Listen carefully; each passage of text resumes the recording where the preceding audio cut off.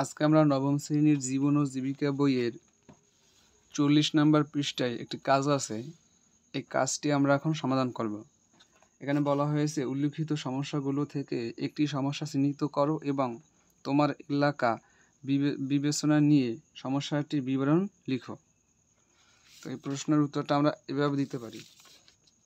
আমার এলাকার একটি সামাজিক সমস্যা চিহ্নিত করি এবং সমস্যাটির বিবরণ লিখি। আমাদের গ্রামে চাষাবাদ শুরুর সময় বেশিরভাগ কৃষক অর্থনৈতিক সংকটে পড়ে যান।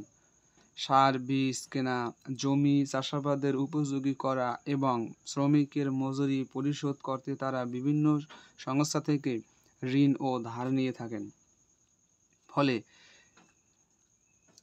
ফসল তুলে বড় অঙ্কের সুদ সহ সেই ঋণ পরিশোধ করতেই ফসল বিক্রয়ের প্রায় সব টাকাই শেষ হয়ে যায়। আর অনেক কৃষক এখন সেই গতানুগতিক প্রক্রিয়াতেই চাষাবাদ করে থাকেন। এতে ফলনেও পিছিয়ে থাকতে হয় তাদের। এতটুকুই ছিল তোমাদের 40 নম্বর পৃষ্ঠার কাজের সমাধান। আশা করি তোমরা বুঝতে পারছো।